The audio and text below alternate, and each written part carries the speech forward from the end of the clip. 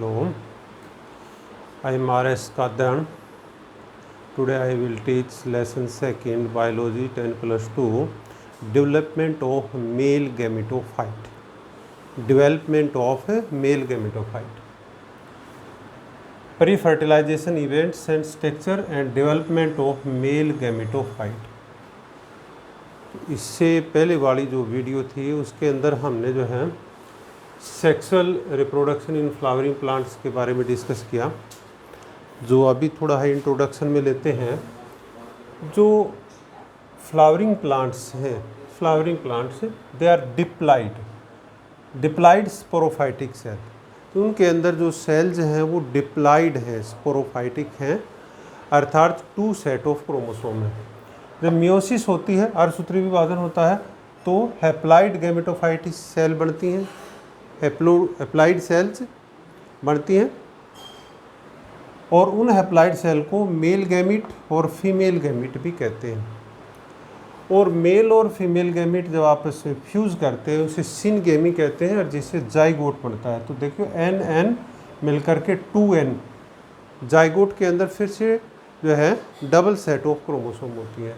इसके बाद में जाइगोट का डेवलपमेंट होता है और जिससे एम्ब्रियो बनता है, भ्रूण बनता है। भ्रूण के अंदर भी 2N नंबर ऑफ क्रोमोसोम होती हैं।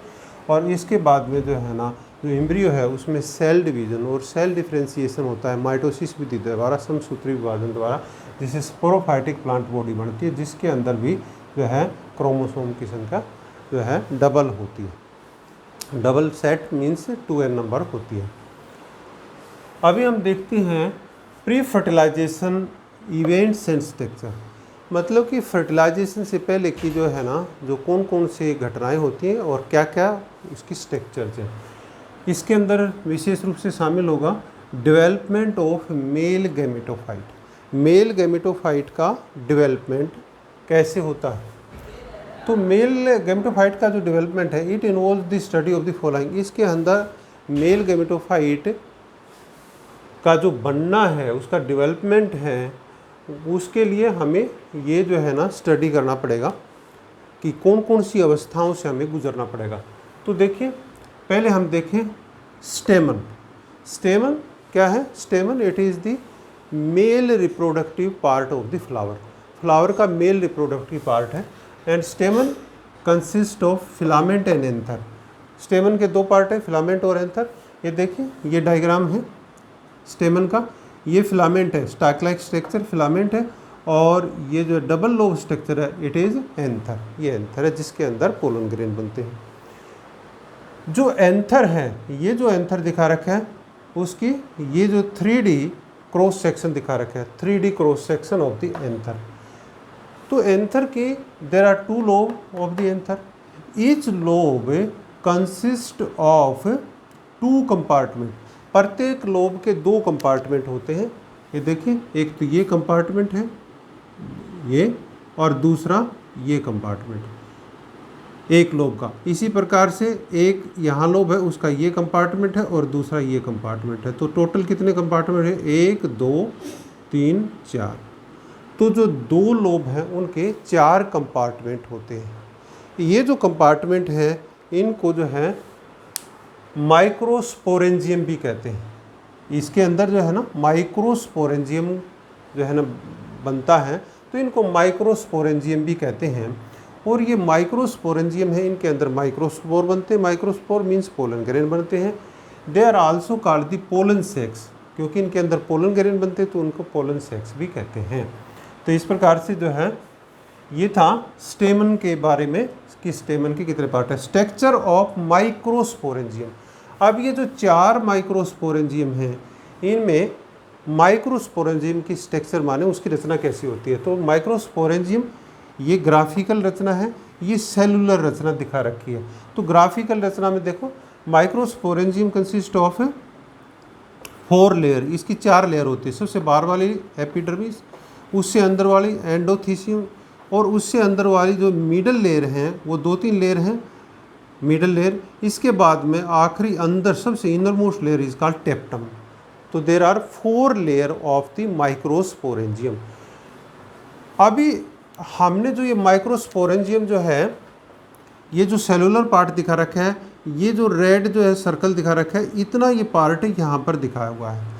तो इस प्रकार से यहाँ पर सेल्स दिखा रखे हैं। ये एपिडर्मल सेल है, ये एंडोथीसियम सेल है, ये मिडल लेयर सेल है, ये टेप्टम लेयर सेल है, और सबसे अंदर का पार्ट है, यहाँ पर स्पोरोजीनियस टिश्यू होता है। तो इस प्रकार से जो है ये जो माइक्रोस्पोरेंजियम है 1 2 3 4, तो यहाँ पर एक माइक्रोस्पोरेंजियम को हमने दिखाया जिसके अंदर जो है ना वो 4 लेयर से घिरा होता है। 3 लेयर तो प्रोटेक्टिव होती हैं, एपिडर्मिस, एंडोथीसियम, मिडल लेयर, और जो चौथी लेयर है टेप्टम, इट प्रोवाइड द नरिशमेंट मानी ये पोषण प्रदान करती है ऑफ द डेवलपिंग माइक्रोस्पोर। जो माइक्रोस्पोर डेवलप होंगे तो उनके लिए ये पोषण प्रदान करती है। इसके बाद में हम देखते हैं microsporogenesis. What is microsporogenesis? Formation of the microspore from the sporogenous tissue. ये जो स्पोरोजीनियस टिश्यू हैं, अर्थात बिल्कुल जो अंदर यहाँ पर है स्पोरोजीनियस टिश्यू, तो जो स्पोरोजीनियस सेल या स्पोरोजीनियस टिश्यू जो कि डिप्लॉइड होता है, उससे हैप्लॉइड जो है माइक्रोस्पोर या पोलन ग्रेन का बनना, that is called microsporogenesis. Means development और फॉर्मेशन ऑफ द माइक्रोस्पोर जो pollen grain from the sporogenous tissue. अच्छा, स्पोरोजीनियस जो सेल है, it is also called PMC pollen mother cell, और it is also called MMC microspore mother cell. तो इनको जो है ना इस नाम से ही पुकारा जाता है। जब मियोसिस होता है, अर्धसूत्री विभाजन होता है, तो यहाँ पर माइक्रोस्पोर टेट्राड बनते हैं, अर्थात एक ये जो सेल है स्पोरोजीनियस सेल, ये दिखा रखी एक सेल, उससे 4 जो है ना सेल बनती हैं, अर्थात 4 माइक्रोस्पोर बनते हैं। तो इस प्रकार, और सारे वो हैप्लॉइड होते हैं, आद्य गुणसूत्र होते हैं। स्पोरोजीनियस में 2 n है, और माइक्रोस्पोर टेट्राड में प्रत्येक सेल में n नंबर ऑफ क्रोमोसोम होता है, 1 सेट ऑफ क्रोमोसोम होता है। तो ये जो माइक्रोस्पोर टेट्राड है बाद में सेपरेट होते हैं, तो वो पोलन ग्रेन बन जाते हैं। अच्छा, इसी दौरान जब पोलन ग्रेन बनते हैं, यहाँ पर जो है इनके अंदर जो है ना पोलन ग्रेन बनते हैं, तो इसके बाद में ये जो पकने के बाद में ये जो ऊपर की जो 3 लेयर थी ये फट जाती हैं।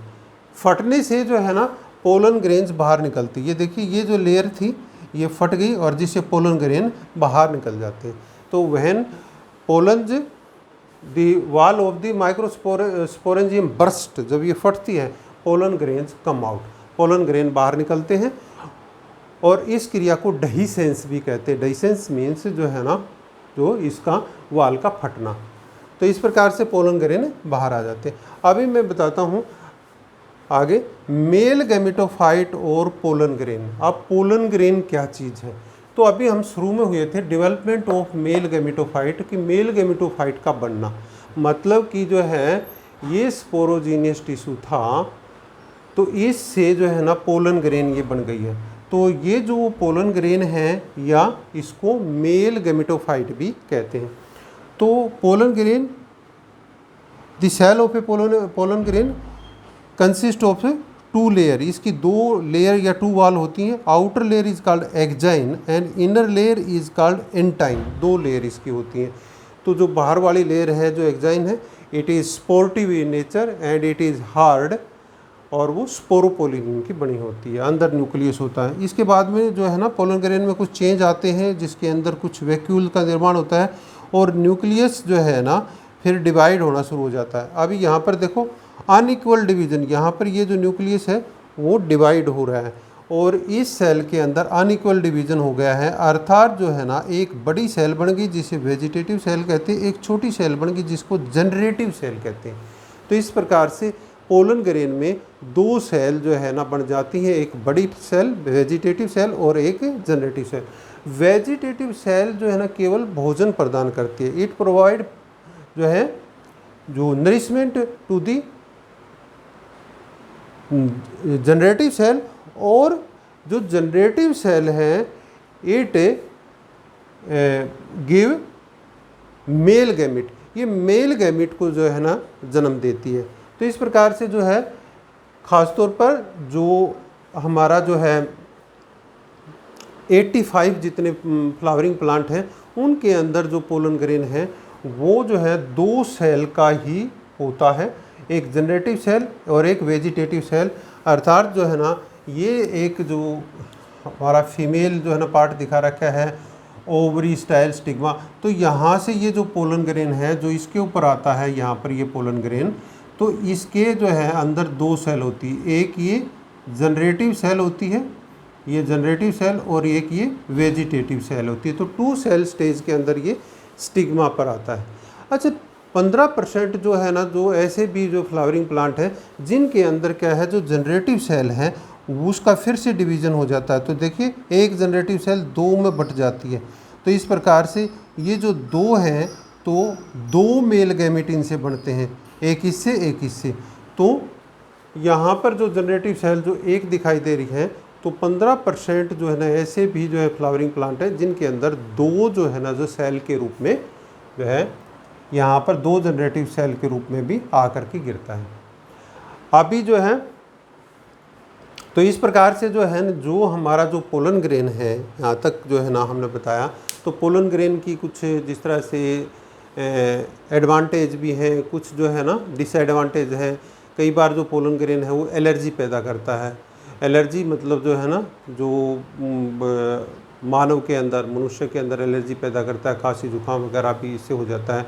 और पोलन ग्रेन के जो है ना एडवांसमेंट है कि पोलन ग्रेन को जो है ना एक एनर्जी सोर्स के रूप में भी खाया जाता है, जैसे कि कुछ एथलीट खाते हैं, या कुछ जो है ना एनिमल्स को भी दिया जाता है as a source of energy के रूप में भी दिया जाता है।